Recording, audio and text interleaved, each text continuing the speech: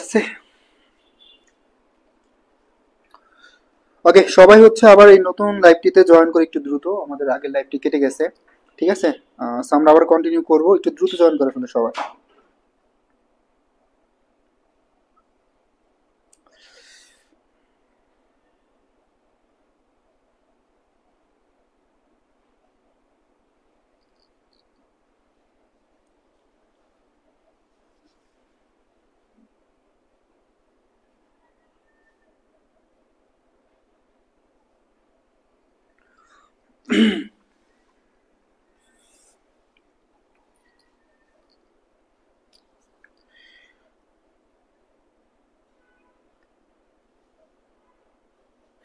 ওকে, একটু দ্রুত জয়েন করো সবাই, হ্যাঁ দ্রুত একটু জয়েন করো। আমাদের আগের টিকিট কেটে গেছে, হ্যাঁ সবাই একটু মেনশন দ্রুত নিয়ে আসো, আমরা আবার কন্টিনিউ করবো। আর তোমরা ভালো বুঝতেছো জন্য থ্যাংক ইউ সো মাচ। দেখো এইটুকুই, আমরা আবার একটু বলি, সেটা হচ্ছে ডেবিট মেমোরেন্ডামটা টাকার পরিমাণ কমে যায়। এখন কি কি কারণে টাকার পরিমাণ কমলো যেটা ব্যাংক জানে না, তাকে জানানোর জন্য যে পত্র ইস্যু করা হবে এটাই মূলত হচ্ছে ডেবিট মেমোরেন্ডাম। যেমন ৫,০০০ টাকা পরিশোধ করলে টাকা কমে যাবে, যদি হচ্ছে কোনো বিল পরিশোধ করে তাহলে টাকা কমবে, যদি ব্যাংক চার্জ ধার্য করে তাহলে টাকার পরিমাণ কমবে, যদি বিদ্যুৎ বিল পরিশোধ করে তাহলে টাকার পরিমাণ কমবে, এবং ব্যাংক জমাতিরিক্ত সুদ যদি হচ্ছে দেয় তা মঞ্জুর করে তাহলে কি টাকার পরিমাণ কমবে। এবার আমরা চলে আসবো কি, কোথায় চলে আসবো, ক্রেডিট মেমোরেন্ডামে। এখন ক্রেডিট মেমোরেন্ডামটা হচ্ছে ভাইয়া, ক্রেডিট মেমোরেন্ডাম হচ্ছে কি কি কারণে ব্যাংকের টাকার পরিমাণ বাড়লো, যেটা ব্যাংক হচ্ছে অলরেডি কি করছে, ব্যাংক হচ্ছে তার হিসাবে বাড়াই ফেলছে, কিন্তু আমানতকারী জানে না। এখন আমানতকারীকে জানানোর জন্য যেই পত্রটা ইস্যু করা হবে মূলত সেটাই হচ্ছে ক্রেডিট মেমোরেন্ডাম। একটা বিষয় মনে রাখবা, সেটা হচ্ছে ডেবিট এবং ক্রেডিট দুইটা মেমোরেন্ডামের ক্ষেত্রেই কাজ করে কে বলতো, এই দুইটা মেমোরেন্ডামের ক্ষেত্রেই কাজ করে ব্যাংক। ওকে, ডেবিট মেমোরেন্ডামের টাকার পরিমাণ কমে যায় আর ক্রেডিট মেমোরেন্ডামের টাকার পরিমাণ বৃদ্ধি পায়। সবাই ক্লিয়ার? সুফিয়ান ক্লিয়ার? দুইটা পয়েন্ট সবাই ক্লিয়ার কিনা? আব্দুল হাই, এই যে দেখো, আমাদের স্টুডেন্টের হচ্ছে এটাই সবচেয়ে বড় দোষ, তারা যদি দেখে যে উদ আর ইদ কি, হ্যাঁ এইগুলোই বলতেছে, হ্যাঁ তাই না। এখন আমি বলতেছি এখানে ডেবিট, এখানে ক্রেডিট, এটা হচ্ছে ক্রেডিট, এটা হচ্ছে ডেবিট, ক্রেডিট মেমোরেন্ডাম, এখানে হচ্ছে ডেবিট মেমোরেন্ডাম। এখন এইটুকু জানো না, যখন হচ্ছে দেখো যে পড়া বুঝতে না পারি তখন বলো না যে ভাইয়া এটা আরেকবার বুঝাই দেন, কিন্তু যদি দেখো যে হ্যাঁ এখানে তো পড়ার বাইরে কিছু চলে আসছে, তখন হ্যাঁ সিরিয়াসলি এটা আমাদের জানা লাগবেই লাগবে, তাই না, এরকম একটা ব্যাপার। সো এই বিষয়টা খুবই খারাপ। ওকে, আমরা ফানের সময় ফান করবো, পড়ার সময় পড়া, বাট এই টপিক না বুঝলে তখন কিন্তু হচ্ছে মাথায় কি করতে হবে, বারবার পানি ঢালতে হবে, তারপরও টপিক বুঝবা না। So be careful. ওকে, সবাই ক্লিয়ার? ওকে ওকে ওকে, তাহলে আমরা চলে যাব নেক্সট আরেকটা পার্টে। তো দেখো এখানে আমরা আরেকটা পয়েন্ট ক্লিয়ার করব, সেটা হচ্ছে এনএসএফ চেক। কি বলতো, এনএসএফ। এখন দেখো এই যে এনএসএফ মানে হচ্ছে নট সাফিসিয়েন্ট ফান্ড, এনএসএফ মানে হচ্ছে not sufficient fund, not sufficient fund. তার মানে এনএসএফ মানে হচ্ছে নট সাফিসিয়েন্ট ফান্ড। এইটুকু একটু খেয়াল করো, এনএসএফ, এনএসএফ মানে হচ্ছে নট সাফিসিয়েন্ট ফান্ড। তার মানে হিসাবদারির হিসাবে পর্যাপ্ত পরিমাণ টাকা না থাকলে সেটাকে বলা হয় এনএসএফ। ঠিক আছে, ব্যাংক তখন কি দেখা যায়, এনএসএফ মানে নট সাফিসিয়েন্ট ফান্ড, হিসাবদারির হিসাবে পর্যাপ্ত পরিমাণ টাকা না থাকলে ব্যাংক কি করবে, চেকটা রিজেক্ট করে দিবে। তার মানে এনএসএফ প্রত্যাখিত চেক বা রিজেক্টেড চেক, অথবা যদি কোনো কারণে মনে করো চেকটি কি হয়, বাতিল হয়ে যায়, এইগুলো সেম। তার মানে এই তিনটার ক্ষেত্রে কাজ করে কে, এইগুলোর ক্ষেত্রে কাজ করে হচ্ছে ব্যাংক। ব্যাংক কি করে, ব্যাংক হচ্ছে টাকা মাইনাস করে দেয় বা বিয়োগ করে দেয়। ঠিক আছে, ধরো এনএসএফ মানে হচ্ছে নট সাফিসিয়েন্ট ফান্ড, হিসাবদারির হিসাবে পর্যাপ্ত পরিমাণ টাকা না থাকলে ব্যাংক কি করবে, চেকটা রিজেক্ট করে দিবে, ব্যাংক তার হিসাব থেকে টাকাগুলো কি করবে, মাইনাস করে দিবে।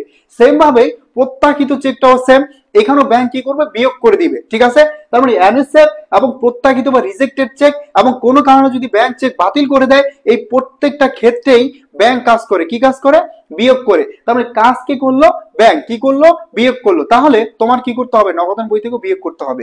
ঠিক আছে, ওকে, সবগুলো তাহলে ক্লিয়ার? আজকে সকালেও ক্লাস হয়েছে, এগুলো দেখো না কেন? একজন আরেকজনকে জিগায়। এখন তুমি কি জানো না যে এখানে রুটিন দেওয়া হয়েছে, সবকিছু করা হয়েছে, তার মানে এত অলস আর এত যদি ধরো ইন্ডোলেন্ট হও, তাহলে ভাই এটা খুবই খারাপ এই সময়। ওকে, আমরা আরেকবার একটু রিপিট করি। ডেবিট মেমোরেন্ডামে টাকার পরিমাণ কমে যায়। এখন কি কি কারণে টাকার পরিমাণ কমতে পারে?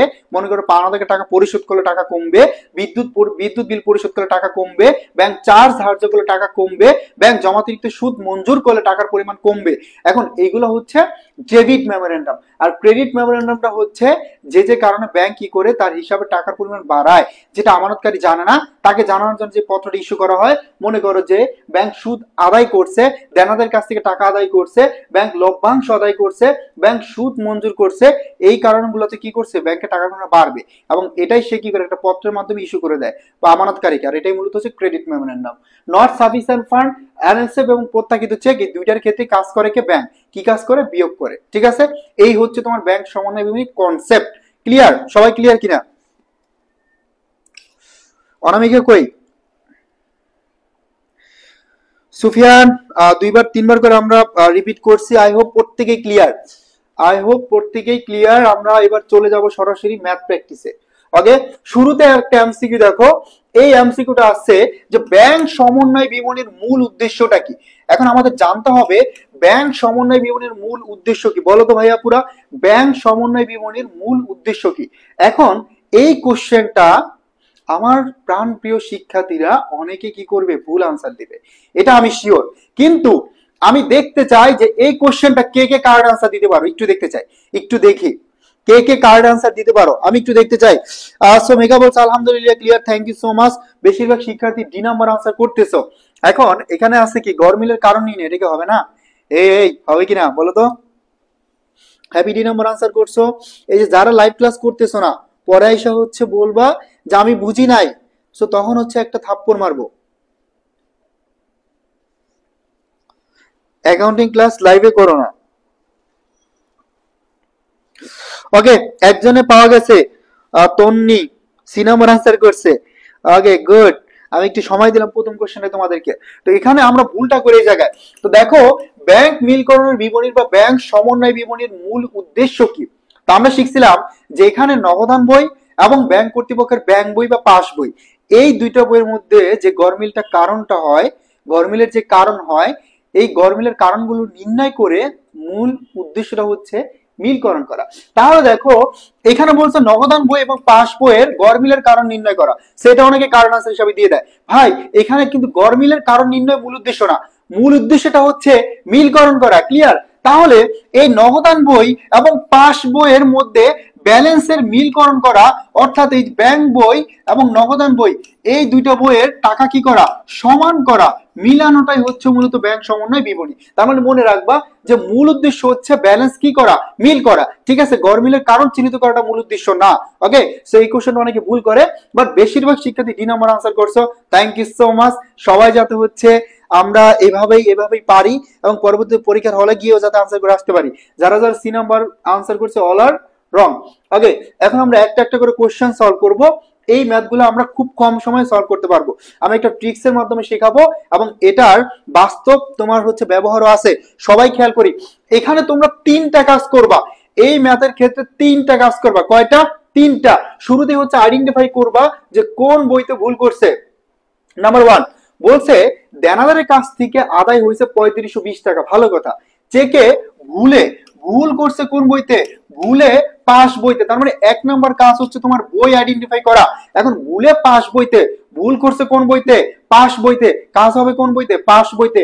পাস বই মানে হচ্ছে ব্যাংক বই। তাহলে আমরা দুইটা অপশন কেটে দিলাম যে নগদান বইতে কাজ হবে না, কারণ ভুল করছে পাস বইতে, বা ভুল করছে পাস বইতে, কাজ হবে পাস বইতে। ওকে, দুই নাম্বার কাজ, এখন আদায় হয়েছে ৩৫২০ টাকা, বাট ভুলে কি করছে? লিখছে কত? ৩২৫০। তাহলে ২৭০ টাকা কি করছে বলো তো ভাইয়া পুরা? এই ২৭০ টাকা কম লিখছে। এটা হচ্ছে দুই নাম্বার কাজ, যে তুমি টাকা আইডেন্টিফাই করবা যে কত টাকা কম লিখছে। তিন নাম্বার কাজ সবচেয়ে ইম্পর্টেন্ট, যদি এখানে থাকে দেনাদার অথবা প্রাপ্য হিসাব, তাহলে কোনো কথা নাই, তাহলে হচ্ছে নরমাল নিয়ম, তাহলে হচ্ছে স্বাভাবিক নিয়ম। সেটা হচ্ছে যদি কম লেখে, দুইটা বইয়ের টাকা সমান করতে হলে কি করতে হবে? যোগ করে দিতে হবে। তাহলে এখানে ২৭০ টাকা কম লিখছে, তোমার এবার কি করতে হবে? যোগ করে টাকাটা সমান করতে হবে। তাহলে নগদান কোন বইতে কাজ হবে? ব্যাংক বইয়ের সাথে। তাহলে কি হবে বলতো? যেহেতু ভুল করছে হচ্ছে ব্যাংক বইতে, তার মানে কি ব্যাংক বিবরণীর সাথে যোগ হবে 270 টাকা। যেহেতু হচ্ছে ভাই এখানে তোমার কি করছে, কম লিখছে, সমান করতে হলে কি করতে হবে, যোগ করে দিতে হবে। ঠিক আছে, এই হচ্ছে তোমার খুবই সিম্পল একটা নিয়ম। এইটুকু মনে রাখবা যে এখানে 3টা কাজ হবে। এখন 3টা কাজ আমরা কি কি কাজ করছি আবার বলতেছি। 1 নাম্বার কাজ, তুমি হচ্ছে ভুল আইডেন্টিফাই করবা যে কোন বইতে ভুল করছে। তার মানে এখানে চেকে ভুলে পাস বইতে, তার মানে ভুল করছে কোন বইতে, পাস বইতে। কাজ হবে কোন বইতে, পাস বইতে। 2 নাম্বার কাজ, এখন দেনাদার কাছ থেকে আদায় হয়েছে 3520, বাট সে লিখছে কত, ভুলে 3250। তাহলে এখানে 270 টাকা কি লিখছে, কম লিখছে। 3 নাম্বার কাজ, এটাই ইম্পর্টেন্ট, এখানে দেনাদার নাকি পাওনাদার। যদি দেনাদার থাকে তাহলে সিম্পল নিয়ম, তাহলে 270 টাকা যেহেতু কম লিখছে, তাহলে এই 270 টাকা যোগ করে কি করতে হবে, টাকাটা সমান করতে হবে। তো দেখো এখানে নগদান বইতে ঠিকই লিখছে। এখন এখানে নগদান বইতে কি করছে, ঠিকই 3520 টাকা লিখছে, লিখে ফেললাম। বাট ব্যাংক বইতে কি করছে ভাইয়া, এই যে ব্যাংক বইতে ভুলে লিখছে 3250।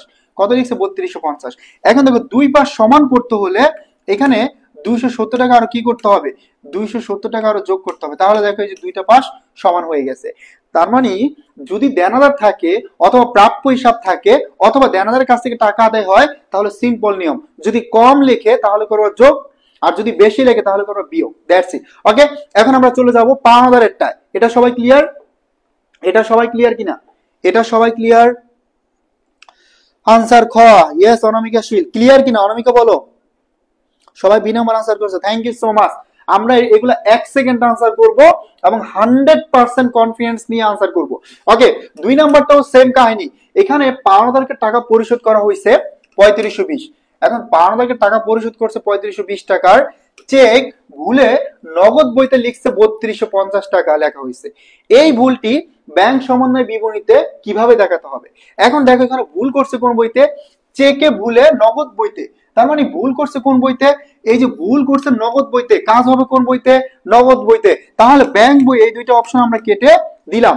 এখন পাওনাদারকে পরিশোধ করার কথা ছিল ভাইয়া 3520 টাকা পরিশোধ করার কথা ছিল, ভুলে পরিশোধ করছে 3250।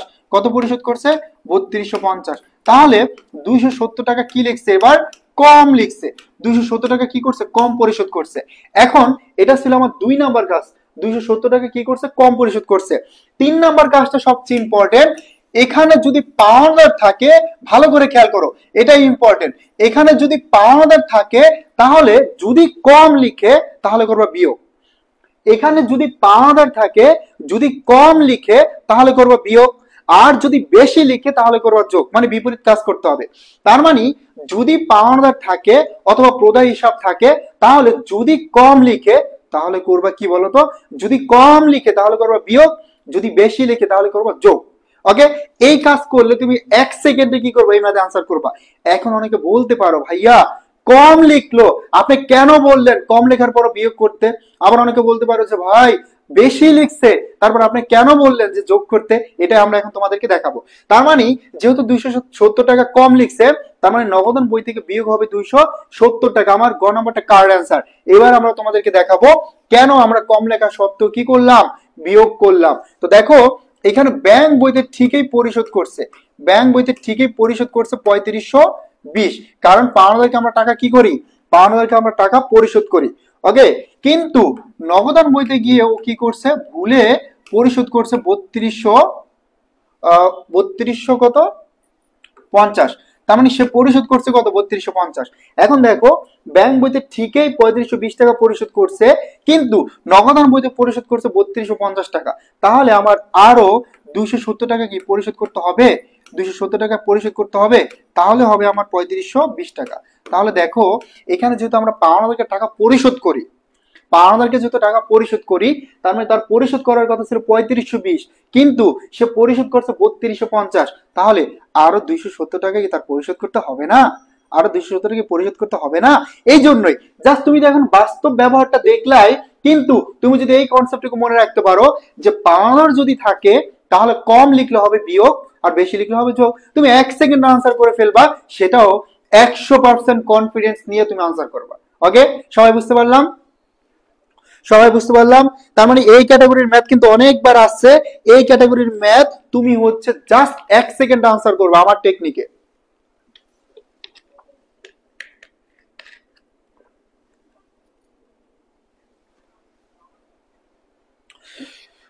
পাস বই, ওকে এটা একটু ক্লিয়ার করি। পাস বই অনেকে জানে না, এই পাস বইয়ের আরেকটা নাম হচ্ছে ব্যাংক বই। পাস বইয়ের আরেকটা নাম হচ্ছে ব্যাংক বই, ঠিক আছে? পাস বইয়ের আরেকটা নাম হচ্ছে ব্যাংক বই। ওকে, যা শর্টকাট ট্রিক্স, শর্টকাট ট্রিক্সটা কি বলতো?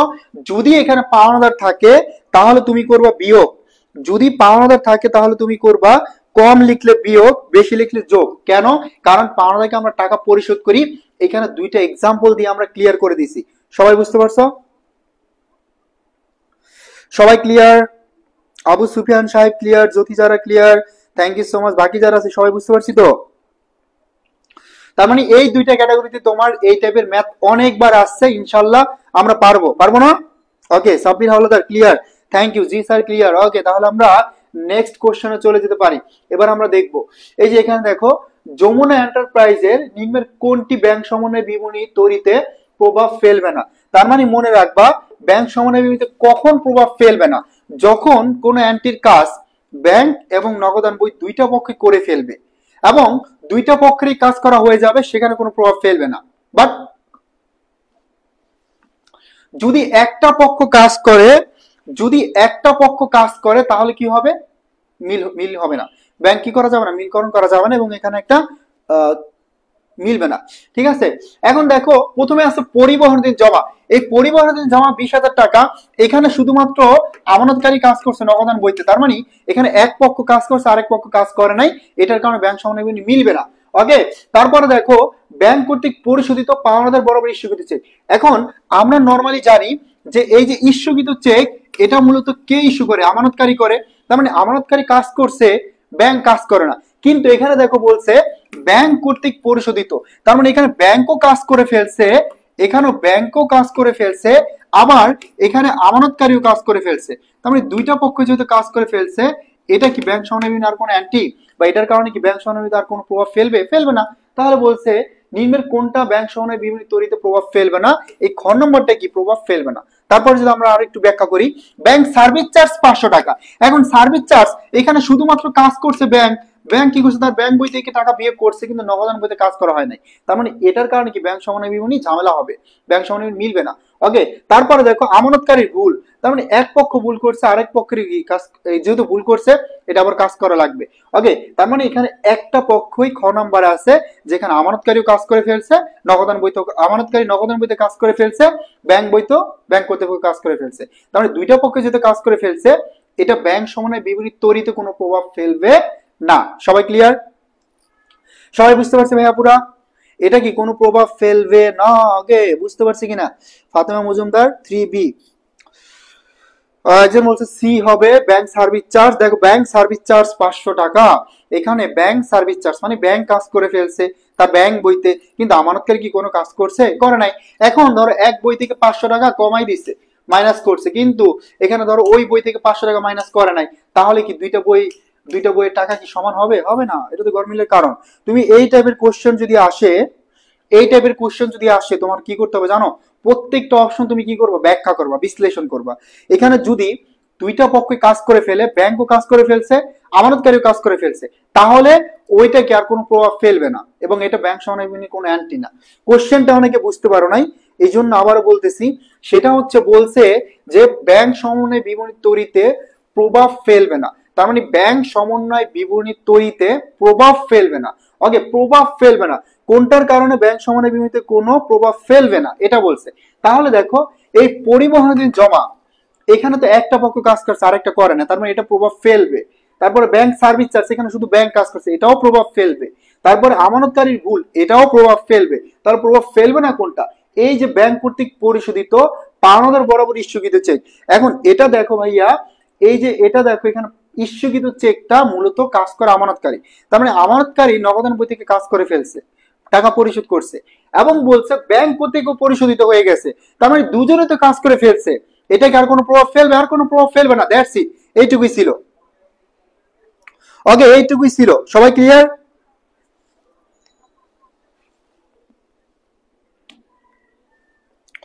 ওকে, clear, thank you so much. তারপরে আমরা আরেকটা কোশ্চেন দেখবো।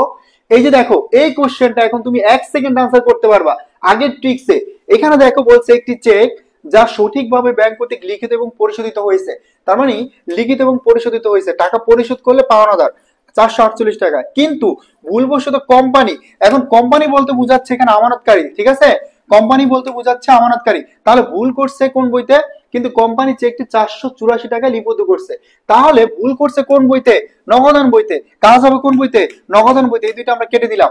এখন পরিশোধ করার কথা ছিল 484, 484 টাকা পরিশোধ করার, কিন্তু পরিশোধ করছে 448, ওকে 448 টাকা পরিশোধ করছে, তাহলে এই যে 36 টাকা কি করছে বলতো, 36 টাকা বেশি পরিশোধ করছে, তাই না? হ্যাঁ, 448 টাকা পরিশোধ করার কথা, 448 পরিশোধ করার, কিন্তু পরিশোধ করছে 484, তাহলে এই 36 টাকা কি করছে, বেশি পরিশোধ করছে। এটা ছিল আমাদের 2 নম্বর কাজ।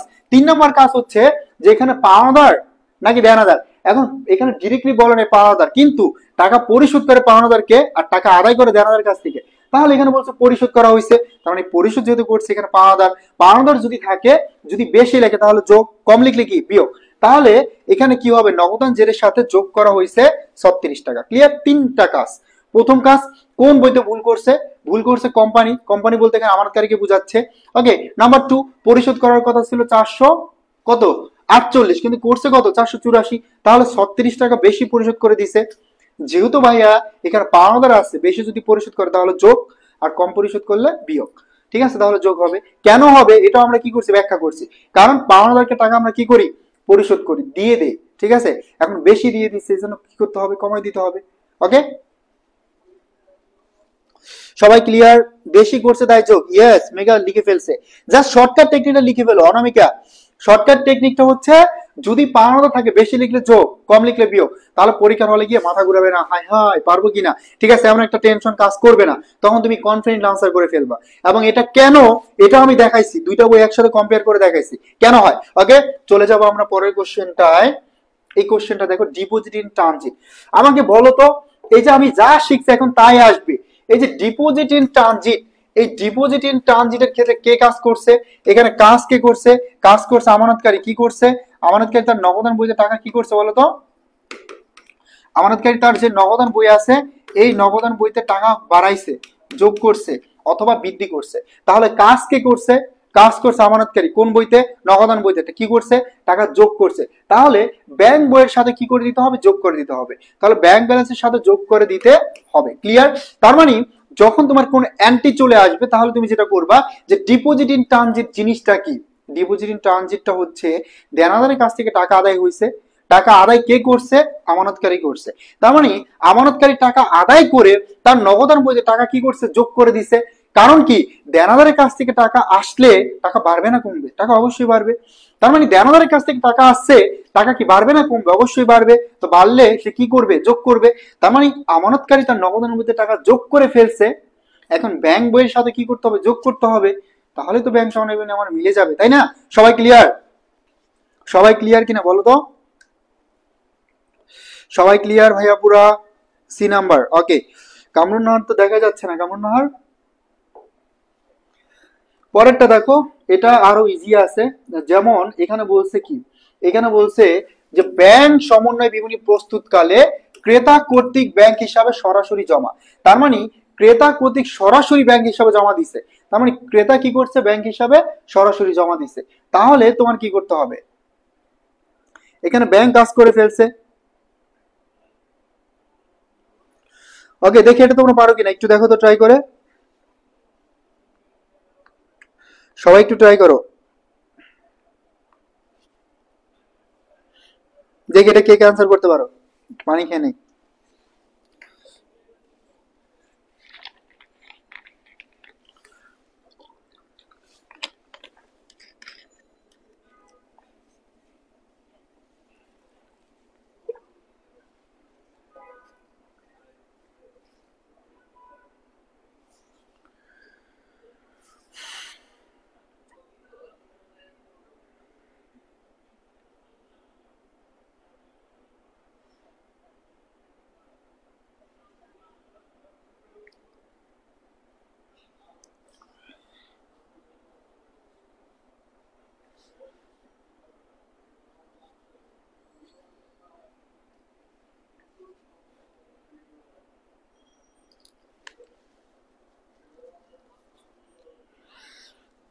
সবাই সিনেমার আনসার করে ফেলছে, থ্যাংক ইউ সো মাচ। খুবই সহজ একটা জিনিস ছিল, জাস্ট দেখবা যে কোন পক্ষ কাজ করছে। এখন ব্যাংক প্রস্তুতকালে ক্রেতা কর্তৃক ব্যাংক হিসাবে সরাসরি জমা দিছে, তার মানে এখানে কাজ কি করছে ব্যাংক। ব্যাংক কি কাজ করছে, ব্যাংক হচ্ছে সরাসরি যেহেতু জমা দিছে, তার মানে টাকা কি করছে ব্যাংকের সাথে বাড়ছে, তার মানে ব্যাংক হিসাবে টাকা বৃদ্ধি পাইছে বা যোগ করছে। এখন কি করতে হবে, নগদান বই ব্যাংকের সাথে তোমার যোগ করে দিতে হবে, দ্যাটস ইট। ঠিক আছে, ব্যাংক যোগ করে ফেলছে, তার মানে ব্যাংক কাজ করে ফেলছে। এখন নগদান বইয়ের সাথে কাজ করতে হবে, দ্যাটস ইট, এইটুকুই। ব্যাংক কাজ করে ফেলছে, এখন নগদান বইয়ের সাথে কি করতে হবে, কাজ করতে হবে। ঠিক আছে, যে কাজ করে নাই তার জাস্ট কাজ করা লাগবে। ওকে, সো আমরা তারপর আরেকটা কোশ্চেন দেখবো। এটা বলছে নিচের কোনটি ব্যাংক সমন্বয় বিবরণীর বিষয় নয়। তার মানে এই টাইপের কোশ্চেন গুলা তোমার হচ্ছে সলিউশন করাটা একটু টাফ, সলভ করাটা একটু টাফ, বাট এটা তেমন আহামরি কঠিন না যদি তোমার কনসেপ্টটা ক্লিয়ার থাকে।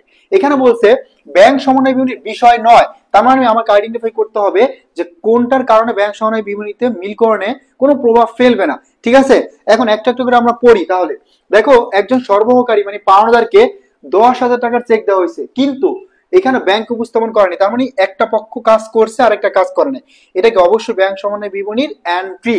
ওকে, তারপরে দেখো একজন ক্রেতার নিকট থেকে 12,000 টাকার একটি চেক পাওয়া গেছে, কিন্তু তা ব্যাংকে জমা দেওয়া হয়নি। তার মানে ক্রেতার নিকট থেকে 12,000 টাকার একটি চেক পাওয়া গেছে। এখন দেখো, ক্রেতার নিকট থেকে কিন্তু ব্যাংক চেক পাবে না, চেক পাবে কে, চেক পাবে হচ্ছে ক্রেতার নিকট থেকে আমানতকারী গ্রহণ করবে, আমানতকারী পরে গিয়ে ব্যাংকে হচ্ছে চেকটা জমা দিতে পারবে। এখন এখানে বলছে একজন ক্রেতার নিকট থেকে 12,000 টাকার একটি চেক পাওয়া গেছে, কিন্তু তা ব্যাংকে জমা দেওয়া হয়নি। তার মানে এখানে চেক তো ভাই আমানতকারী পাবে, ক্রেতা তো আর সরাসরি ব্যাংকে দিবে না, এবং সেটা সে সরাসরি কি করছে ব্যাংকে নিয়ে জমা দিত, কিন্তু ব্যাংকেও জমা দেয় নাই। তার মানে এখানে কোনো কাজই করে নাই, এখানে আমানতকারীও কোনো কাজ করে নাই, ব্যাংকেও কোনো কাজ করা হয় নাই। ঠিক আছে, তার মানে এটার কারণে ব্যাংক সমন্বয় বিবরণীতে কোনো প্রভাব ফেলবে না। তো বলছে নিচের কোনটি ব্যাংক সমন্বয় বিবরণীর কোনো বিষয় নয় বা কোনো প্রভাব ফেলবে না, তাহলে এই খ নম্বর এই অ্যান্টিটায় কোনো প্রভাব ফেলবে না। এই 9টা খুব ভালো করে দেখবা, কারণ এখানে দুইটা বইয়ের একটা বইয়ে কোনো কাজ করে নাই। বড়গুলো একটু দেখো, ব্যাংক 1500 টাকার ব্যাংক চার্জ এর জন্য মক্কেল হিসাব ডেবিট করছে। ঠিক আছে, তার মানে এখানে 1500 টাকা ব্যাংক চার্জ এর জন্য মক্কেল হিসাবে ডেবিট করছে, একজনের হিসাব ডেবিট করছে, আরেকজন হিসাবে কোনো কাজ করে না, তার মানে এটা কি প্রভাব ফেলবে। তারপরে দেখো 25,000 জায়গায় 52,000 টাকা, এখানেও কি একটা ডিফারেন্স হবে। তারপরে দেখো পোস্ট ডেটের জন্য 51,000 টাকার একটি চেক প্রত্যাখ্যান করেছে, চেক প্রত্যাখ্যান করছে ব্যাংক, তার মানে ব্যাংক কাজ করছেন, আমানতকারী কোনো কাজ করে নাই, এটাও কি প্রভাব ফেলবে। তাহলে ফেলবে না কোনটা, জাস্ট খ নাম্বারটা, কারণ এখানে দুইটার পক্ষের একটা পক্ষ কি কাজ করে নাই। ওকে ওকে, ওমর ফারুক অপশন 5টা ছিল আগে, আর এই টাইপের কোশ্চেন গুলা মানে তোমাদের মাথার উপর দিয়ে যাচ্ছে কেন আমি বুঝতেছি না। কারণ এখানে বলতেছে যে কোনটা ব্যাংক সমন্বয় বিবরণী তৈরিতে প্রভাব ফেলবে না, মানে ব্যাংক মিলকরণের বিবরণীতে কোনো প্রভাব ফেলবে না। যেই পক্ষের ধরো দুইটা পক্ষে কাজ করে ফেলছে, ব্যাংকও কাজ করে ফেলছে যেই লেনদেন গুলাতে, ব্যাংক তার ব্যাংক বইতে কাজ করছে, নগদান বইতে কাজ করে ফেলছে, এরকম যেটা আছে এটার কারণে কোনো প্রভাব ফেলবে না। ওকে, কিন্তু যদি একটা পক্ষ কাজ করে, ধরো ব্যাংক কাজ করছে কিন্তু আমানতকারী কাজ করে না, ওইটা প্রভাব ফেলবে। মনে করো আমানতকারী কাজ করছে, ব্যাংক কাজ করে না, ওটা প্রভাব ফেলবে। এখন আমরা ক নম্বরে দেখছি যে এখানে সরবরাহকারীকে 10,000 টাকার একটি চেক দিছে, কিন্তু ব্যাংক উপস্থাপন করা হয়নি, তার মানে এখানে আমানতকারী কাজ করছে কিন্তু ব্যাংকে এখন কোনো কাজ করে নাই, এটা তো অবশ্যই প্রভাব ফেলবে। তারপরে দেখো এখানে এটাও প্রভাব ফেলবে, কারণ মক্কেল হিসাবে ডেবিট করছে একজনের হিসাবে। তারপরে দেখো এখানে 2500 টাকার জায়গায় 52,000 টাকা লিখছে, এটাও প্রভাব ফেলবে। এখানে 51,000 টাকার চেক প্রত্যাখ্যান করছে, তার মানে চেক প্রত্যাখ্যান কি করছে ব্যাংক, এখানে ব্যাংক কাজ করছে কিন্তু আমানতকারী কোনো কাজ করে নাই, এটাও প্রভাব ফেলবে। কিন্তু এই যে খ নম্বরে যেটা আছে, একজন ক্রেতার নিকট থেকে 12,000 টাকার একটি চেক পাওয়া গেছে, কিন্তু তা ব্যাংকে জমা দেওয়া হয়নি, তার মানে এখানে এটা ডিরেক্টলি তুমি বুঝতে পারতেছো না, এটা হচ্ছে যে ক্রেতার নিকট থেকে যে চেকটা পাইছে এটা ক্রেতা কি সরাসরি ব্যাংকে জমা দিতে পারবে না, কিন্তু সে ব্যাংকে জমা দিতে গেছে, কিন্তু ব্যাংক কি করে নাই কা, ব্যাংকে সে জমা দিতে পারে নাই কা, বা এই চেকটা কি ব্যাংকে জমা দেওয়া হয় নাই। এখন এখানে আমানতকারীও কাজ করে নাই, আর ব্যাংকে যেহেতু জমা দেওয়া হয় না, ব্যাংকে কোনো কাজ করে নাই, মানে দুইটা পক্ষের একটা পক্ষ কাজ করে নাই, যেহেতু দুইটা পক্ষের একটা পক্ষ কাজ করে নাই, তার মানে এটা কোনো প্রভাব ফেলবে না। ওকে ওকে, সো এই টাইপের কোশ্চেন গুলা একটু হলো টাফ তোমাদের জন্য, বাট খুবই সহজ আছে। এবং এই বিশ্লেষণমূলক যে কোশ্চেন গুলা, এগুলো আমি দিতাম না, তারপর 3টা কোশ্চেন তোমাদের অ্যাড করে দিছি, যাতে এই টাইপের কোশ্চেন আসলে তোমরা সহজেই সলভ করতে পারো। এটা দেখো, ব্যাংক তার গ্রাহককে সেবা প্রদানের জন্য 100 টাকা ধরছে। এখন এখানে সেবা প্রদান দ্বারা বুঝাচ্ছে না যে ব্যাংকে টাকা আসছে, এই সেবা প্রদান দ্বারা বুঝাচ্ছে যে ব্যাংক সার্ভিস চার্জ করছে। এই যে দেখো, ব্যাংক তোমাকে সেবা দিচ্ছে টাকা মানে গ্রহণ করে, কিন্তু এই বিনিময়ে ব্যাংক কি করতেছে না, সার্ভিস চার্জ কেটে নিচ্ছে না। তো এটা দ্বারা বোঝাচ্ছে যে সেবা প্রদানের জন্য 100 টাকা ধরছে। এখন এটা হচ্ছে সার্ভিস চার্জ। তাহলে এখানে কাজ কে করলো বলতো? কাজ করছে ব্যাংক। ব্যাংক কি কাজ করছে? ব্যাংক তার ব্যাংক বই বা পাস বই থেকে টাকা কি করছে? বিয়োগ করছে। যেহেতু টাকা সার্ভিস চার্জ ধার্য করছে, তাহলে ক্যাশ বই থেকে কি করতে হবে? 100 টাকা বিয়োগ করতে হবে। এখন ক্যাশ ব্যালেন্স থেকে কি করতে হবে? 100 টাকা বিয়োগ করতে হবে। ক্লিয়ার?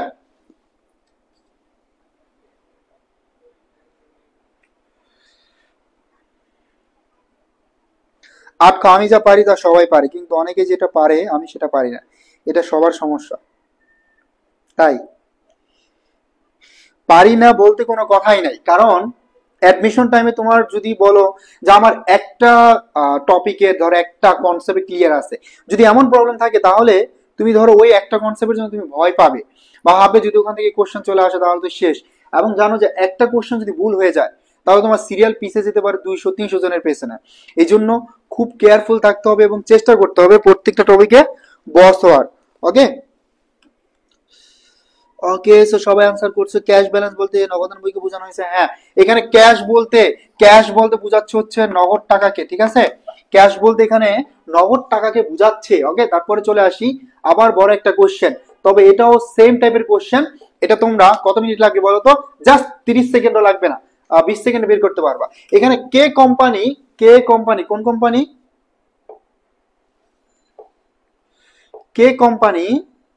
কে কোম্পানি কর্তৃক পাওনাদারকে রবিনকে 785 টাকার একটি চেক প্রদান করা হলো, এবং কিন্তু নগদ বইতে লিপিবদ্ধ করার সময় ভুল করছে কোন বইতে? নগদ বইতে। আইডেন্টিফাই করে ফেলে, কাজ হবে কোন বইতে? নগদ বইতে। তাহলে পাস বইটা কাটাকাট, আমি আগে কি করলাম? ক্রস দিয়ে দিলাম। ওকে, এখন কোর্স লিখছে কত? 658। তার মানে পরিশোধ করার কথা 785, কোর্সে 658। তাহলে এখানে দেখো কি হয়েছে, এখানে 127 টাকা সে কি করছে? কম পরিশোধ করছে। এখানে 127 টাকা সে কম পরিশোধ করছে। আছে কি পাওনাদার না দেনাদার? আছে হচ্ছে পাওনাদার।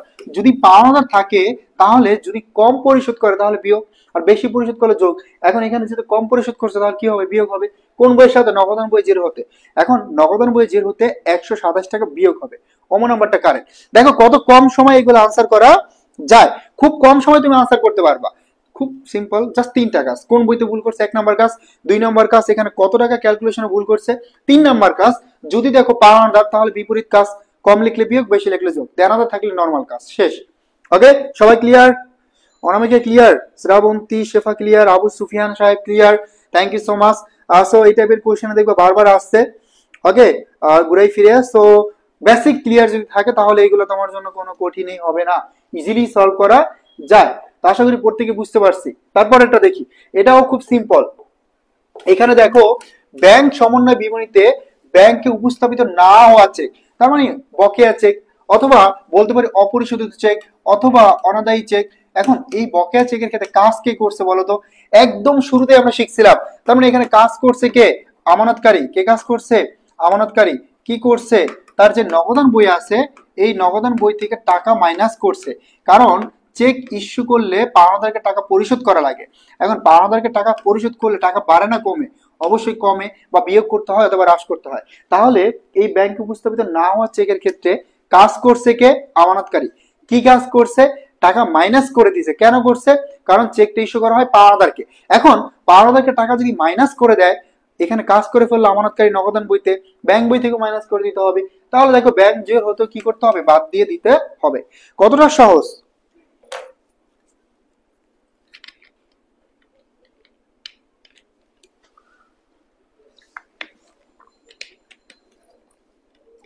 অনামিকা বলছে যে কোনটা যাবে না।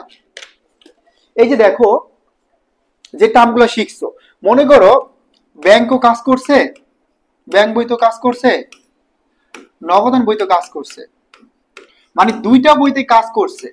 এখন দুইটা বইতে যদি কাজ করে ফেলে তাহলে এটার কারণ তার কোনো গরমিল হবে না। অনামিকা ভালো করে খেয়াল করো, ব্যাংক বই তো কাজ করে ফেলছে, নগদান বই তো কাজ করে ফেলছে। এখন দুইটা বইতে যদি কাজ করে ফেলে তাহলে তো আবার ব্যাংক সমন্বয় বিবরণী মিলেই যাবে। তো তো এটার কারণে ব্যাংক সমন্বয় বিবরণীতে কোনো প্রভাব ফেলবে না। এখন এই কোশ্চেনগুলো বিভিন্ন টাইপের আসে, যে নিচের কোনটি ব্যাংক সমন্বয় বিবরণী তৈরিতে প্রভাব ফেলবে না। আবার অনেক সময় কোশ্চেন আসে নিচের কোনটি ব্যাংক সমন্বয় বিবরণীর অ্যান্টি নয়। তার মানে যখন দুইটা বইয়ে কাজ করে ফেলবে, যখন দুইটা পক্ষে কাজ করে ফেলবে, সেটা ব্যাংক সমন্বয় বিবরণী মিলকরণে কোনো প্রভাব ফেলবে না। ঠিক আছে, এইটুকুই, সিম্পল। ওকে, সাকিব বলছে দেনাদা থাকলে কেমন হবে, এরকম একটু বুঝিয়ে দিলে ভালো হবে। সো এটা তো আমরা শুরুতেই দেনাদার একটা বুঝাইছি, দেনাদার একটা নর্মাল ছিল। শুরুর ভিডিওটা আবার দেখো, তাহলে ক্লিয়ার হয়ে যাবে। ঠিক আছে, আমরা তো শুরুতেই শিখাইছি তোমাদের, তাই না? আর এটাও আমরা শুরুতে ক্লিয়ার করছি।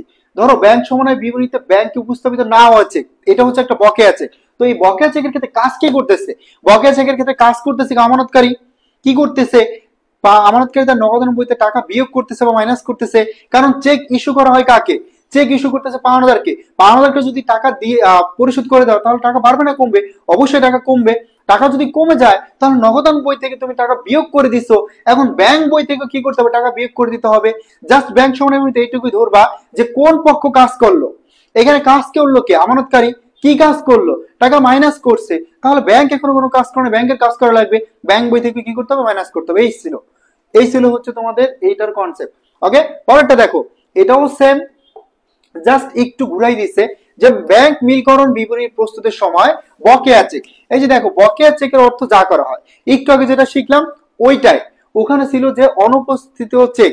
অনুপস্থিত চেক মানে হচ্ছে তোমার হচ্ছে একটা বকেয়া চেক বা ইস্যুকৃত চেক, যেটা ব্যাংক কর্তৃক এখন কি করা হয় না, পরিশোধ করা হয় নাই।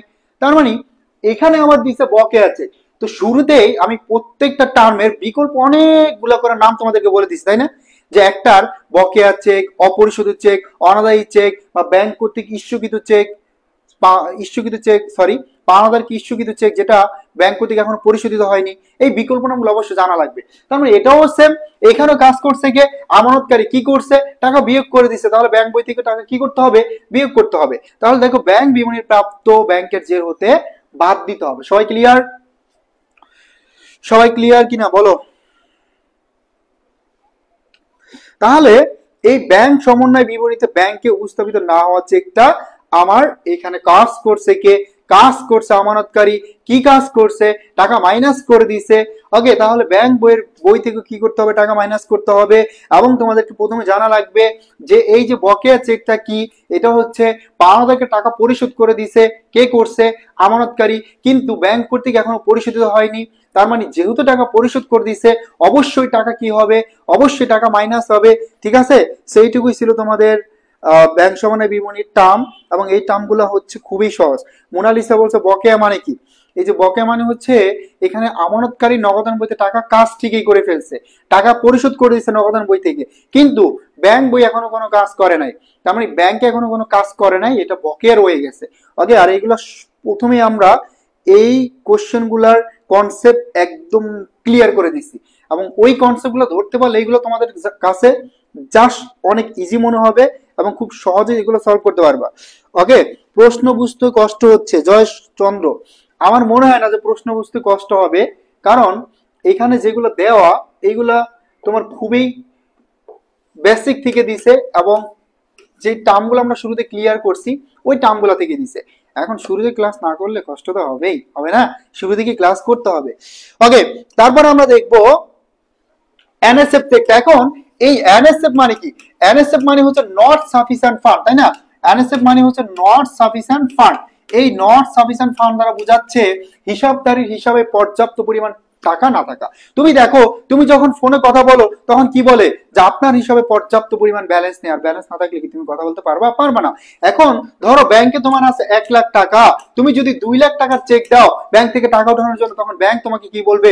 এনএসএফ, যে আপনার হিসাবে পর্যাপ্ত পরিমাণ কি নেই? ব্যালেন্স নেই। ঠিক আছে, এখন দেখো সরাসরি এখানে বলছে এনএসএফ দ্বারা কি বোঝায়?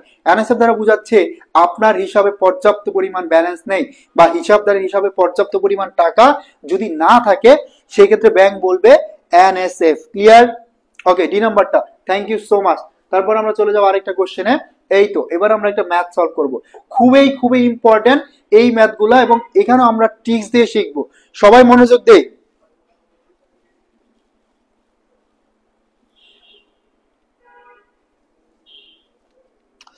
সবাই মনোযোগ দেই। ওকে, এখানে দেখো সেই শুরুতে আমরা শিখছিলাম ক্যাশ বই, অর্থাৎ ক্যাশ বই দ্বারা বোঝাচ্ছে নগদান বই। ওকে, তার মানে যদি নগদান বই অনুসারে টাকা দেওয়া থাকে, মনে রাখবা ভালো করে ফর্মুলাটা শেখার ট্রাই করো। নগদান বই অনুসারে যদি টাকা দেওয়া থাকে তাহলে ফর্মুলা হবে এ প্লাস বি মাইনাস, তাহলে ফর্মুলা হবে এ প্লাস বি মাইনাস, এ প্লাস বি মাইনাস। এখন দেখো এইটা যদি তুমি শিখতে পারো ব্যাংকেরটা এটার বিপরীত। এখন আমরা শুরুতে শিখবো নগদান অনুসারে টাকা দেওয়া থাকলে ফর্মুলাটা হচ্ছে এ প্লাস এবং বি মাইনাস। এখন কোশ্চেন হতে পারে এ প্লাস এবং বি মাইনাস আর কি বোঝায়, তাই না? এখন দেখো এ প্লাস দ্বারা বোঝাচ্ছে জাস্ট এখানে প্লাস মাইনাস ডাজেন্ট ম্যাটার, এটা হচ্ছে আমরা শর্টকাট ট্রিক্সে বোঝার জন্য আমরা এটা অ্যাপ্লাই করব। এখানে এ প্লাস দ্বারা বোঝাচ্ছে, সবাই খেয়াল করো, এ প্লাস দ্বারা বোঝাচ্ছে আমানতকারী যদি কোনো কাজ করে, আমানতকারী যদি কোনো কাজ করে তাহলে আমানতকারী যদি যোগ করে তুমিও যোগ করবা, আমানতকারী যদি বিয়োগ করে তুমি বিয়োগ করবা। আর বি মাইনাস দ্বারা বোঝাচ্ছে ব্যাংক যদি কোনো কাজ করে, ব্যাংক যদি কোনো কাজ করে তাহলে এখানে ব্যাংক যা করবে তার বিপরীত। ব্যাংক যদি যোগ করে তাহলে তুমি করবে বিয়োগ, এবং ব্যাংক যদি বিয়োগ করে তুমি করবা যোগ, এইটুকুই। ঠিক আছে, তার মানে এ প্লাস দ্বারা বোঝাচ্ছে আমানতকারী যা করবে তুমি তাই করবা, মানে পজিটিভ। আর ব্যাংক বি দ্বারা বোঝাচ্ছে ব্যাংক যদি কোনো কাজ করে তাহলে বিপরীত হয়ে যাবে। ওকে, এবার আমরা হচ্ছে ম্যাথ সলভ করব। এবার আমরা ম্যাথ সলভ করব। এখানে টাকা দেওয়া আছে কোন বই অনুসারে? নগদান বই অনুসারে। কোন বই অনুসারে? নগদান বই অনুসারে। আর নগদান বই অনুসারে টাকা দেওয়া থাকলে আমাদের এই ফর্মুলা ইউজ করব। কত টাকা? 2900 টাকা। কত টাকা? 2900 টাকা। এখন ভালো করে খেয়াল করো পরেরটা, ইস্যুকৃত কিন্তু অনুপস্থিত চেক, তার মানে এটা একটা বকেয়া চেক। এখানে কাজ কে করছে বলতো? এখানে কাজ কে করছে বলতো? এই এন্টিটির ক্ষেত্রে কাজ করছে আমানতকারী, টাকা কি করছে? বিয়োগ করছে। আমানতকারী কি করছে? তার নগদান বই থেকে টাকা বিয়োগ করছে। এখন আমার ফর্মুলা কি বলে যে আমানতকারী যা করবে, স্যার আমাদের একটু মিসিং হয়েছে, সেটা হচ্ছে হ্যাঁ এখানে আমানতকারী হবে মাইনাস,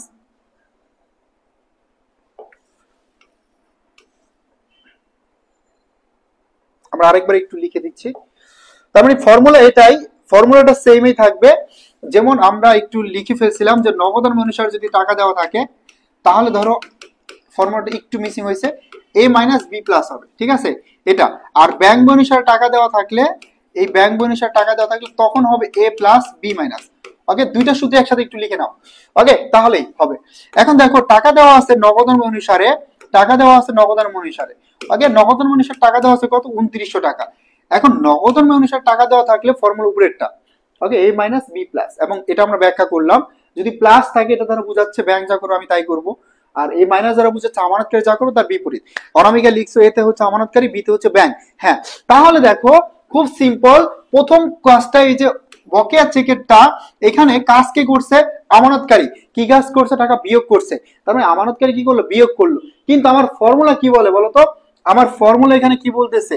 আমার ফর্মুলা কি বলতেছে যে এ মাইনাস, এ মাইনাস দ্বারা বোঝাচ্ছে আমানতকারী যদি কোনো কাজ করে তাহলে তার বিপরীত। তাহলে প্রথম কাজটাই কে করছে বলতো? আমানতকারী। কি করছে?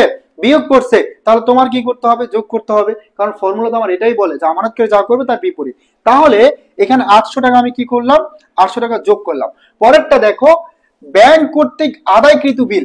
এখন ব্যাংক কর্তৃক আদায়কৃত বিল কে কাজ করছে? ব্যাংক। যেহেতু বিল আদায় করছে তাহলে টাকা কি করছে? যোগ করছে। এখন আমার ফর্মুলা কি বলে? B plus. তার মানে ব্যাংক যা করবে আমি তাই করব। এখানে এই 2200 টাকা ব্যাংক কি করছে? যোগ করছে। এখানে আমার সূত্র বলতেছে যে বি প্লাস, ব্যাংক যা করবে আমি তাই করব। তাহলে এই 2200 টাকা এখানে কি হবে? যোগ হবে। যোগ করে দিলাম। তারপর সর্বশেষ কোশ্চেনটা দেখো, কিন্তু অমর্যাদাকৃত, এটা অমর্যাদাকৃত চেক 3090 টাকা হলে বই পাস বইয়ের ব্যালেন্স কত? তার মানে নগদান অনুসারে টাকা দেওয়া আছে, ব্যাংক অনুসারে কত। এখন সর্বশেষ কোশ্চেনটা ছিল অমর্যাদাকৃত চেক অথবা রিজেক্টেড চেক। এখন রিজেক্টেড চেকের ক্ষেত্রে কাজ কে করছে? ব্যাংক। ব্যাংক কি করছে? বিয়োগ করছে।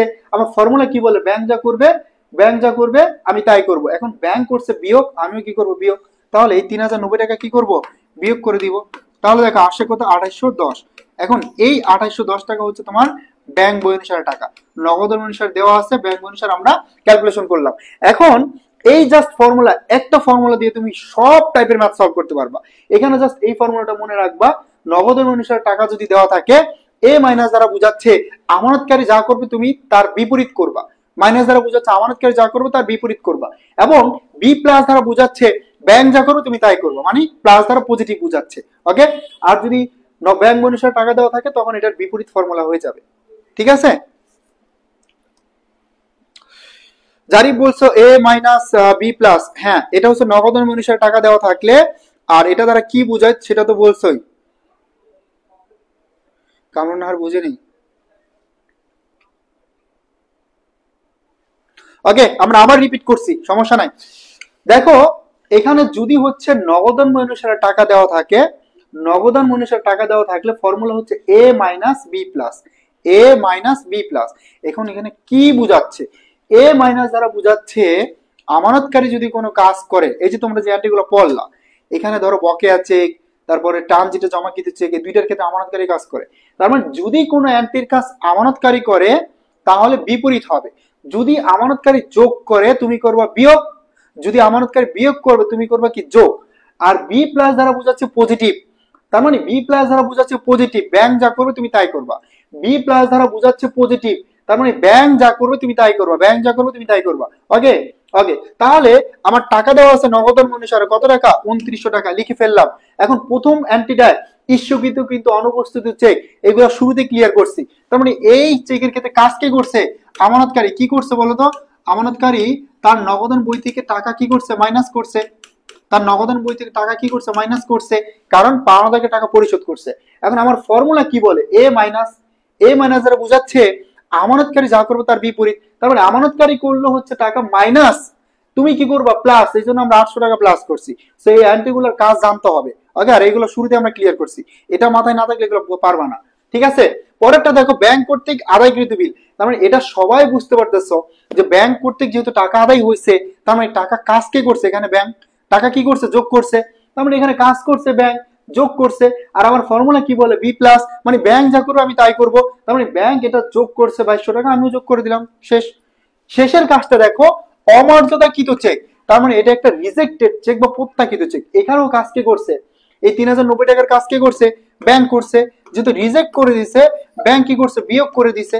আমার ফর্মুলা কি বলে, বি প্লাস দ্বারা কি বোঝায়, ব্যাংক যা করবো আমি তাই করবো। তার মানে ব্যাংক বিয়োগ করছে, আমি বিয়োগ করবো, বিয়োগ করলে আমরা এই যে 2810 টাকা পেয়ে গেলাম ব্যাংক অনুসারে টাকা। ঠিক আছে, নগদ অনুসারে দেওয়া আছে, ব্যাংক অনুসারে আমরা ক্যালকুলেশন করলাম। আমরা একবারে শেষ করে দিব, সেই জন্য আমরা বিরতি দিচ্ছি না। ঠিক আছে, আমরা একবারে শেষ করে দিই, হ্যাঁ এটা বেটার হবে, এটা বেটার হবে হোপফুলি। ঠিক আছে, আমাদের Joychandra, Abu Sufian clear, thank you so much. Just ফর্মুলাটা একটু মনে রাখবা, একটু লিখে নাও এই ফর্মুলাটা, এ মাইনাস বি প্লাস। ঠিক আছে, কি বুঝায় এটা একটু লিখে নাও তাহলে হবে। ওকে, সো পরের কোশ্চেনটা দেখো, খুবই সহজ একটা কোশ্চেন, যে ব্যাংক মিলকরণ বিবর্ণিত অমর্যাদাকৃত চেক। এখানে কাজ কে করছে, ব্যাংক কি করছে, বিয়োগ করছে, কারণ চেক রিজেক্ট করে দিয়েছে। ব্যাংক যেহেতু বিয়োগ করছে, ব্যাংকে কাজ করা শেষ, নগদান বই থেকে কি করতে হবে, বিয়োগ করতে হবে। তার মানে হিসাব উদ্ধৃত থেকে বাদ দিতে হবে। এটা কি করতে হবে, হিসাব উদ্ধৃত থেকে বাদ দিতে হবে, শেষ। বুঝতে পারছি, জাস্ট এটুকু ধরবা যে কোন পক্ষ কাজ করছে আর কি কাজ করছে। এখানে কোন পক্ষ কাজ করছে আর কি কাজ করছে এইটুকু ধরতে পারলে হবে, আর কিছুই না। ওকে,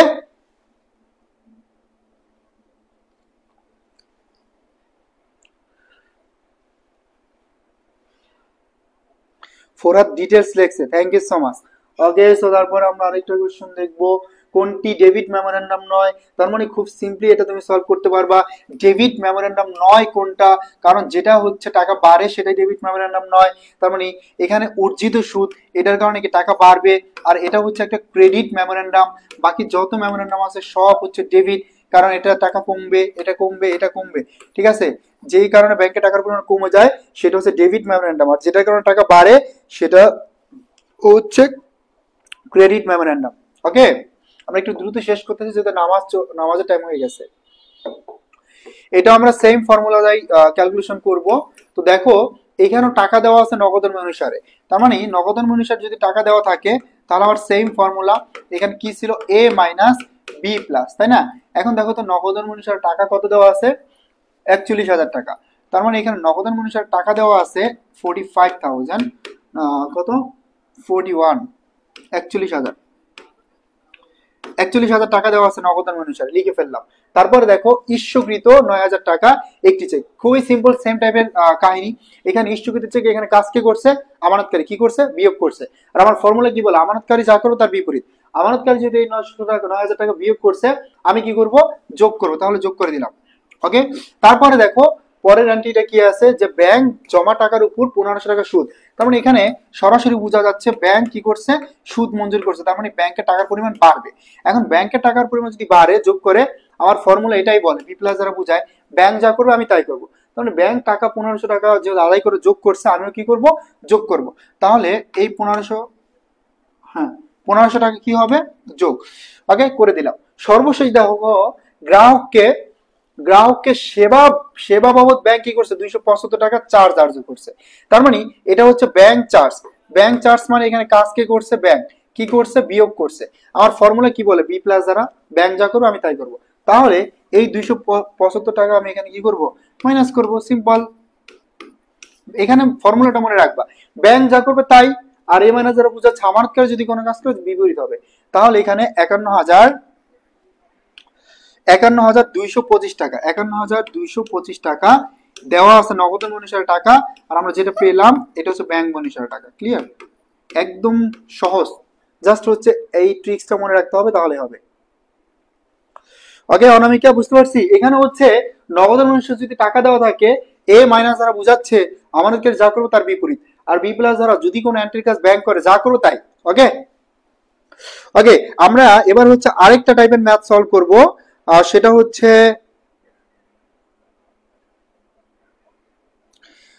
সেটা হচ্ছে দুই ঘর নগদান বই পদ্ধতি, এবং ওইটা আরো সহজ। কেন সহজ, কারণ ওইটা আমরা শুধুমাত্র ওই ম্যাথটা আমরা শুধুমাত্র যেই পক্ষ কাজ করে নাই তার কাজ করা লাগবে, তাহলে হবে। ওকে, সো দেখো খুব সিম্পলি আমরা সলভ করতে পারবো। ব্যাংক মিলকরণ বিবরণীতে অপরিশোধিত চেক, তার মানে এটা একটা বকেয়া চেক। এই অপরিশোধিত চেক, বকেয়া চেক, এই চেকের ক্ষেত্রে কাজ কি করছে বলতো, এখানে কাজ করছে হচ্ছে আমানতকারী কি করছে, বিয়োগ করছে। আমানতকারী কি করছে, টাকা বিয়োগ করছে। তার মানে আমানতকারী মাইনাস করছে, ব্যাংক বই থেকে কি করতে হবে, মাইনাস করতে হবে। তার মানে ব্যাংক উদ্ধৃতি থেকে বাদ দেওয়া হয়, ব্যাংক উদ্ধৃতি থেকে বাদ দেওয়া হয়। ঠিক আছে, কারণ অপরিশোধিত চেক কাজ কে করছে, আমানতকারী কি করছে, 5,000 চেক ইস্যু করছে, কিন্তু ব্যাংক কর্তৃক এখনো কোনো কাজ করা হয় নাই। 5,000 টাকা পরিশোধ করলে টাকা তো কমবেই। তো এখানে কাজ করে ফেলছে নগদান বইতে আমানতকারী, ব্যাংক বই থেকে কি করতে হবে, বাদ দিতে হবে। ঠিক আছে, একজনের সি নাম্বার আনসার করছে, হাফিজাও সি নাম্বার আনসার করছি, অবন্তীও সি নাম্বার আনসার করছি। এখানে বলছে হিসাব উদ্বৃত্ত হতে বাদ দিতে হবে। দেখো নগদান বই থেকে তো কাজ করা অলরেডি হয়েই গেছে, কাজ করা তো হয়েই গেছে। কারণ অপরিশোধিত চেক, বকেয়া চেক জিনিসটা কি, এখানে হচ্ছে 5,000 টাকা পরিশোধ করে আমানতকারী নগদান বই থেকে টাকা অলরেডি মাইনাস করে দিছে। তার মানে হিসাব থেকে তো মাইনাস করেই দিছে, এই হিসাব বা নগদান বই থেকে টাকা তো অলরেডি মাইনাস করেই দিছে। এখন এই নগদান বই তো কাজ করেই ফেলছে, কাজ করা লাগবে কার, ব্যাংকের। এখন ব্যাংকের কাজ করা লাগবে, এইটুকুই, ব্যাংকের কাজ করা লাগবে। তামিম, বুঝতে পারছো? পরেটা দেখো, ব্যাংকে টাকা জমা দিলে ব্যাংক বিবৃতিতে ক্রেডিট দেখানো হয় কেন? এখন ব্যাংকে যদি তুমি টাকা জমা দাও, ব্যাংক কি করে, ক্রেডিটে দেখায়। কেন দেখায়? কারণ ব্যাংক যেহেতু তোমার টাকা নিয়ে রাখতেছে, জমা রাখতেছে, ব্যাংক যেহেতু তোমার টাকা জমা রাখতেছে, ব্যাংক যেহেতু তোমার টাকা জমা রাখতেছে, তার মানে ব্যাংক কি দায়বদ্ধ না তোমার প্রতি? যে টাকাগুলো সে জমা রাখতেছে এইগুলো কি তোমাকে দিয়ে দিতে হবে না? এই জন্য সে যেহেতু ব্যাংকের কাছে যদি এই টাকাগুলো একটা দায়, এই জন্য ব্যাংক কি করে, ক্রেডিট পাশে লিখে দেয়। ঠিক আছে, তার মানে ব্যাংকের দায় বৃদ্ধি পায়। এই ব্যাংকের টাকা জমা দিলে ব্যাংক বিবৃতিতে ক্রেডিট দেখানো হয় কেন? কারণ ব্যাংকের দায় বৃদ্ধি পায়। ওকে,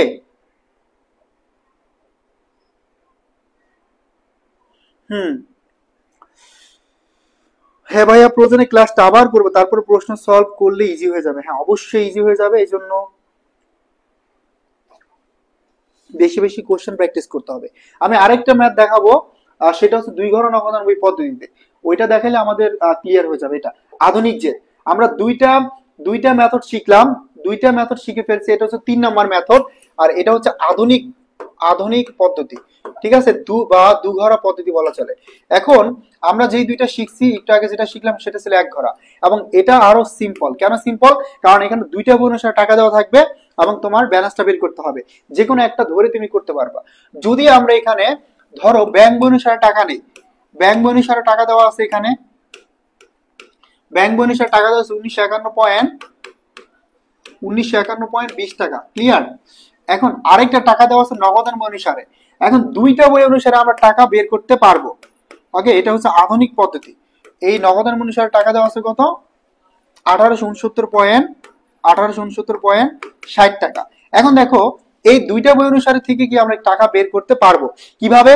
ব্যাংক বই অনুসারে যদি টাকা দেওয়া থাকে তাহলে যেটা করতে হবে, ব্যাংক যে কাজগুলো করে ফেলছে অলরেডি সেগুলো আর করার দরকার নাই, যেই কাজগুলো ব্যাংক করে নাই ওইগুলো করা লাগবে। তাহলে দেখো আমাদের ব্যাংক বই অনুসারে টাকা দেওয়া আছে 1951.20 টাকা। পরে আমরা অ্যান্টিগুলো পড়বো। পরিবহনের দিন জমা। এখন বলো তো আমাকে, পরিবহনের দিন জমা এখানে কাজ কে করছে? এখানে কাজ করছে আমানতকারী। সেই শুরুতে আমরা শিখছিলাম। তাহলে আমানতকারী যদি কাজ করে, আমানতকারী কি করছে? যোগ করছে। তার মানে আমানতকারী তার নগদান বইতে ঠিকই কাজ করে ফেলছে, কিন্তু ব্যাংক বইতে এখনো কাজ করে নাই। তার মানে এই এন্ট্রিটার কাজ ব্যাংক বইয়ের সাথে হবে। আমানতকারী কি করছে? যোগ করছে। তাহলে ব্যাংক বইয়ের সাথে যোগ করতে হবে কত? 271.20 টাকা। ওকে, এটা যোগ করতে হবে। পরেরটা দেখো বকেয়া আছে, এখানেও কাজ করছে আমানতকারী। তার মানে আমানতকারী কি করছে? বকেয়া আছে এখান থেকে আমানতকারী টাকা বিয়োগ করছে। তার মানে ব্যাংক বইতেও কি করতে হবে? বিয়োগ করতে হবে। কত টাকা? 427.80 টাকা। তার মানে 427.80 টাকা বিয়োগ করতে হবে। এই মেথডটা খুবই সিম্পল। কেন সিম্পল জানো?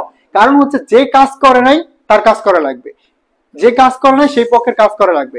তাহলে এখানে টাকা কত হয়? এটা টাকা হবে হচ্ছে তোমার 1794.60 টাকা।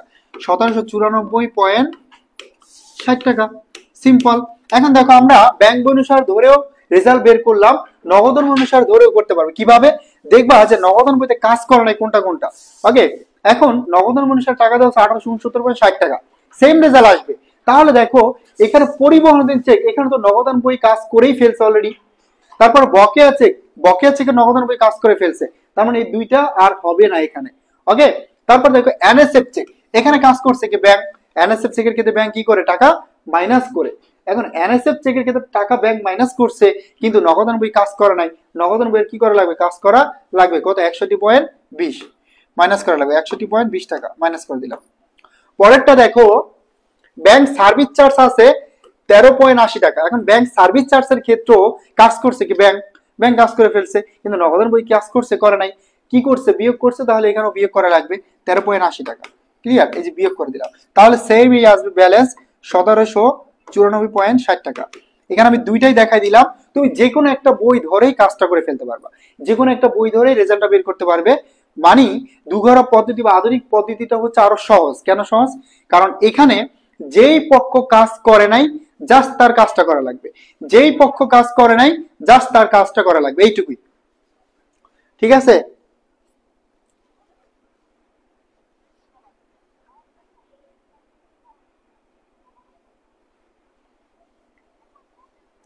বুঝতে পারছি অনামিকা?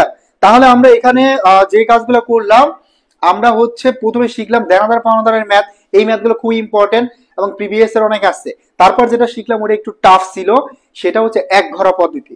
এবং এক ঘরা পদ্ধতি কিন্তু ম্যাথ অনেক বেশি আসে, 22 সেশন আসছে। এবং সর্বশেষ শিখলাম আমরা দুঘরা পদ্ধতি বা আধুনিক পদ্ধতি। তোমরা প্রত্যেকে জানো যে এই মেথড থেকে বা এই টাইপের ম্যাথ আগে যখন ক্যালকুলেটর ইউজ করা যেত তখন দিত, এবং এইগুলা হচ্ছে যদি বুঝতে পারো আরো ইজি হবে। দুঘরা পদ্ধতিটা হচ্ছে এই পদ্ধতিতে যেই পক্ষ কাজ করে নাই তার সরাসরি কাজটা করা লাগবে, এখানে কোনো পেশারও নাই। ঠিক আছে? Just easy. কমেন্ট করা বাদ দিয়ে মনোযোগ দিয়ে ক্লাস করেন, আপনিও পারবেন। হ্যাঁ, অবশ্যই অবশ্যই আমরা যদি হচ্ছে মনোযোগ দেই, এবং এই চ্যাপ্টারের ক্ষেত্রে বিশেষ করে এই চ্যাপ্টারের ক্ষেত্রে একদম শুরুতে যে বেসিক ক্লিয়ার করছি না, ওই বেসিকটাই মেন ছিল, আর কিছুই না। যেমন অনামিকা হচ্ছে শুরু থেকে ছিল, ও জানে, বা বাকি যারা শুরু থেকে ক্লাস করছে ওদের কাছে অনেক ইজি হয়ে যাবে। তারপরও ফার্স্ট টাইম তোমার কাছে একটু কঠিন মনে হতে পারে, এটা আমি হলে আমার কাছে লাগবে। একবার দুবার চেষ্টা করো, ইনশাল্লাহ বেসিক ক্লিয়ার হয়ে যাবে, সমস্যা নাই। কে এখানে হাফিজা বলছে এক পক্ষ নিয়ে কাজ করলে হবে। হ্যাঁ, যে কোনো একটা ধরে তুমি কাজ করলেই হবে, জাস্ট যে কাজ করে না তার কাজ করা লাগবে। ঠিক আছে? এই জন্য টপিকটা যদি মনে হয় অনেক কঠিন, তাহলে একবার দুইবার করে রিভিশন দিতে হবে, চেষ্টা করতে হবে। যদি করতে পারো তাহলে তোমার জন্য অনেক ইজি হয়ে যাবে। ওকে, সো আশা করি প্রত্যেকেই বুঝতে পারছো। এবং আমরা হচ্ছে এখানে শেষ করবো ক্লাসটি। এবং হচ্ছে আমরা 3-4টা ক্যাটাগরি ম্যাথ শিখলাম। অবশ্যই অবশ্যই প্রত্যেকেই এইগুলো আরো অনেক বেশি প্র্যাকটিস করো, প্র্যাকটিস করে দেখবো অনেক বেশি ইজি হয়ে যাবে। ঠিক আছে? এবং বিকালের টাইমে ক্লাসটা অনেকেই হচ্ছে ঘুমায়, বাট এটা করো না। তোমরা যারা হচ্ছে মন থেকে চাচ্ছ যে হ্যাঁ আমি পড়বো ঢাকা বিশ্ববিদ্যালয়, এবং পড়ার জন্য হলে তোমার এই সময়টা ঘুমানোর জন্য না, এই সময়টা অবশ্যই পড়ার জন্য। দিনের বেলা সর্বোচ্চ তুমি আধা ঘন্টা বা 1 ঘন্টা ঘুমাতে পারো, এবং যদি ক্লাস না থাকে, ওকে। কিন্তু ক্লাস টাইমে ঘুমালে তুমি যদি তোমার পড়ার চাইতে ঘুমকে বেশি প্রায়োরিটি দাও, তাহলে ভাই চান্স পাবে না জীবনে, ওকে। এই জন্য সময় সঠিক ব্যবহার করো, ইনশাল্লাহ অনেক ইজি হবে। একাডেমিকও ভাইয়ের ক্লাস করেছিলাম, তার জন্য পারি মোটামুটি। যাই হোক, ডাজন্ট ম্যাটার, যারা একদম শুরু থেকে করতেছো তারাও পারবে ইনশাল্লাহ। সো চেষ্টা করো বেস্টটা দিয়ে। এবং দুপুর টাইমে ক্লাস নেওয়া আমার জন্য অনেক টাফ ছিল। শুরুতেই জোরে কথা বলে মাথায় প্রবলেম হয়েছিল, মানে কথা বললে মাথা ব্যথা করে, এরকম একটা অবস্থা। তারপর ইনশাল্লাহ একদম আমি অনেকগুলো কোশ্চেন প্র্যাকটিস করালাম, 20টা পর্যন্ত কোশ্চেন এক্সারসাইজ করাইছি বেসিক ক্লিয়ার করে। আশা করি প্রত্যেকেই বুঝতে পারছি। এবং প্র্যাকটিস করো ভাই, practice makes a man perfect. অবশ্যই অবশ্যই তোমার প্র্যাকটিস করতে হবে। আল্লাহ হাফেজ, সবাই ভালো থাকি তাহলে। আবু সুফিয়ান সাহেব ভালো থাকেন এবং চেষ্টা করেন, ঠিক আছে? অনামিকা, মেঘা, সবাই আমরা প্র্যাকটিস করবো বেশি বেশি, হ্যাঁ প্র্যাকটিস করে ইনশাল্লাহ আরো ক্লিয়ার হয়ে যাবে। তাহলে এখানেই বিদায় নিচ্ছি আজকের মতো। ওকে, আদাব ভাইয়া। আহ, বিনতে নাবিদ সুফিয়ান, এবার ঢাকা বোর্ডে এই অধ্যায় ইজি আসছিল, হ্যাঁ এতটা আসলে ইজি অধরা। ঠিক আছে ভাইয়া পুরা, আসসালামু আলাইকুম। ওয়ালাইকুম সালাম।